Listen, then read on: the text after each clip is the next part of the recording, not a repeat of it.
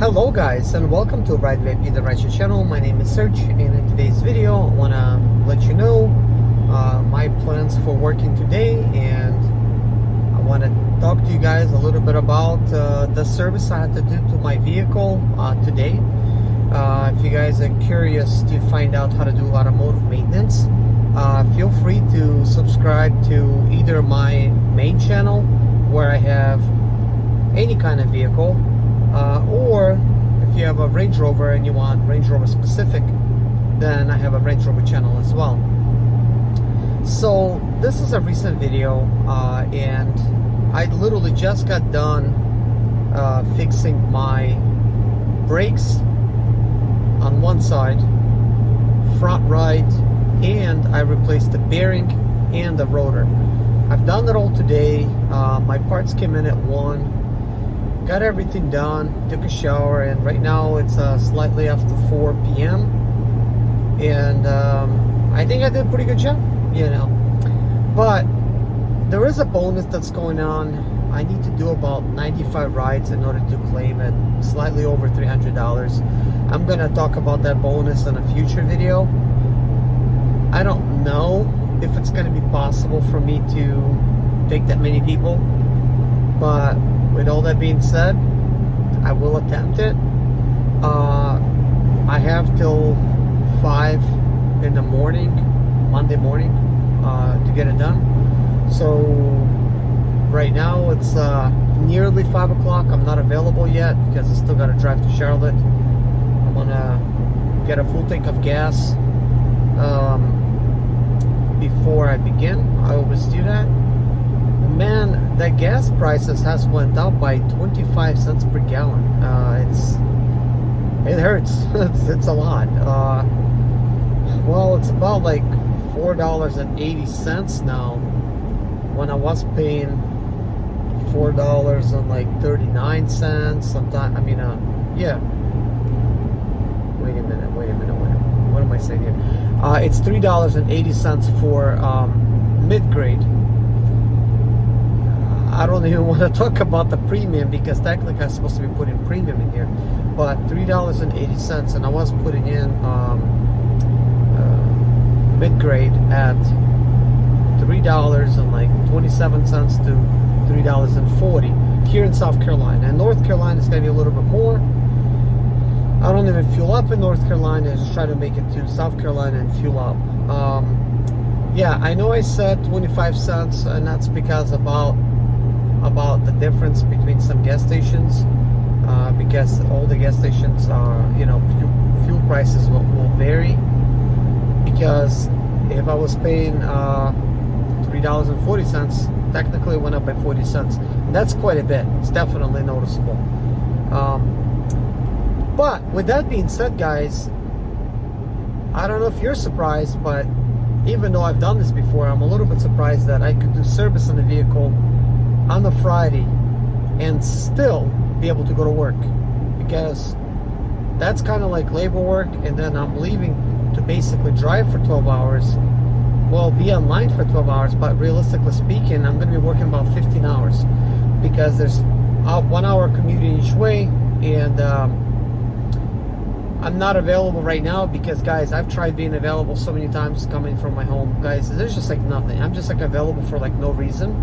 And at those times when I did get something, sometimes it would take me the other way. And I'm trying to get to Charlotte basically and try to work and just do a lot of trips. I will get to Rock Hill, South Carolina. I'm going to try to become available there and just do as many trips as I can until I end up making it to Charlotte. And then I'll do that. Let me know, guys, if you're having any kind of bonuses right now, because I did not have any last week. I might have missed it, because technically if you want to do the weekend, you're supposed to look at it on Tuesday and go ahead and pick your bonus, and I looked at it on Wednesday, so I think that's probably why I missed out or didn't have one. But anyways, it's really easy to miss the bonuses now that you must select them early. I don't know, it's just ridiculous. I think it would have made a lot more sense. Like, look, it's like if the bonus starts on Friday, you have opportunity to select it. And even if you did not come into work on Friday, you want to start your weekend on a Saturday, you should be able to select the bonus on a Saturday. That's just ridiculous. And I already know what you're thinking, because I've heard it all before, that these bonuses really, realistically, all they're doing is they're just manipulating us. And that may be true, but manipulation or not, I'm making more money with the bonus, for the amount of work that I do. So if I don't have the bonus, I make less. I make $150, $200 less, whatever the bonus is, So I have to kind of work longer in order for me to make the same numbers. Because ultimately what I'm trying to do is I'm trying to make $900 plus bonuses for the 3 days that I'm working. Now, I was hoping to work on a Thursday, and I started to leave on a Thursday from my house, but then the noise just became even worse than before, and I left my house and I just went to the store, and I'm like, no, I'm not going to drive with this noise. So each time I would turn to the right, to the left, I would have this weird scraping noise. So the scraping noise itself did not sound serious, because it's just like scraping. So I'm thinking, like, why is it scraping? I mean, could it be brakes? I mean, I ordered rotors already, so I wasn't really concerned too much about messing up the rotors. So then I looked underneath the car, and I'm like, okay, I noticed the inner portion of the rotor, it looked like it had metal on metal type of contact. Well, I'm thinking, okay, well, maybe I could still drive it. I mean, it's just one side. It looked to me like one side of the brake pad on the inner portion that you cannot see was wore out the most. Like, that's what I thought.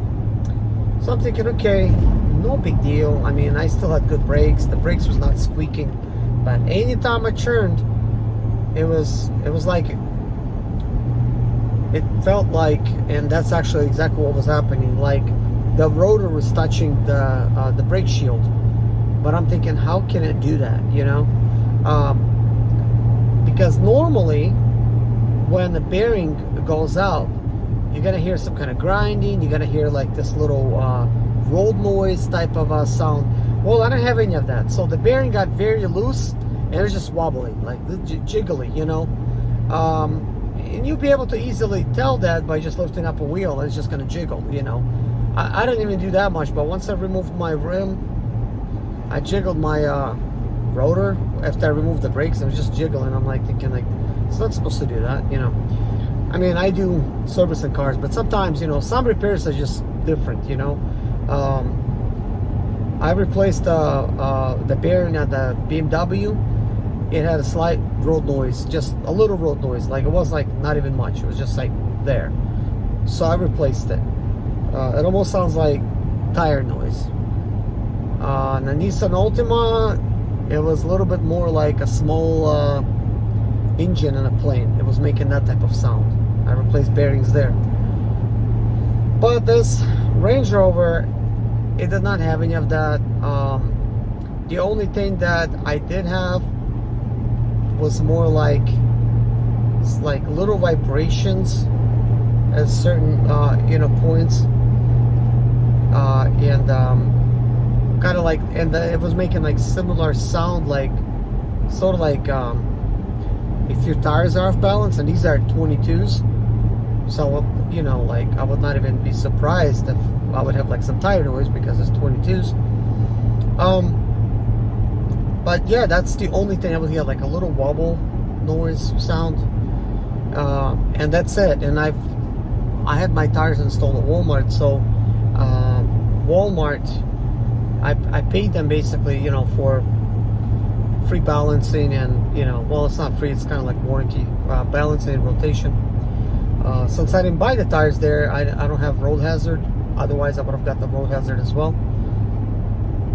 But I told them that it feels like, the tires are off balance, and they balanced them. They said, yeah, it was a little bit off balance, and they swapped them out and stuff. Just literally just had that done like less than a week ago. And I'm like, okay, well, I gotta do these brakes. But when I've seen just the inner portion of the brake rotor, just slightly worn. I've had that happen before, and it was nothing serious. That's because of, you know, like a brake pad was just like completely wear out, and it would be like metal to metal contact. So I was not afraid of that. I mean, as long as they still had brakes, I mean, you definitely got to go ahead and replace them. But here's the interesting thing, guys. Once I've removed these brake pads, the brake pads themselves, they did not wear out. But what is weird though is that even though it did not wear out the brake pads, I mean, they were slightly worn, but they were not like metal on metal. Like, they were not like, I still had life in them, basically. Maybe another 20,000 miles. But the back side of the brake pad, for some reason, it created the groove. Like, one portion of the brake pad was just like sticking up. Like, I don't understand it. How is this even possible? Even like if the wheel would be wobbling, how is the brake pad doing that? If anybody knows, please explain, because I do not understand. How's the brake pad like wearing flat, round, and then flat? So like that, like a little bump. Like, and the bump is about 3/16 tall, at least. And that's what wore the rotor out. And when you look at the actual rotor itself, it looks like it was metal to metal contact, but it wasn't. It's shiny and it's wore out. But anyways, just one side is replaced now and the bearings replaced. Good thing I ordered bearings in advance, because I had a feeling that possibly one of the bearings was bad when I bought it. But then I kind of let it go. Because the tires that I had also had like a bubble in them, and I thought maybe that's what was making a sound, because I was noticing slight sound, you know, kind of like almost like a road noise sound. But once I replaced the tires, I put new tires, that sound went away. And I'm thinking, okay, well, maybe it's not the bearings, you know. But you always want to prepare yourself and make sure you have all the parts and all the tools to do the job. Now, my plan was not to replace them on a Friday. I literally started doing this on a Thursday.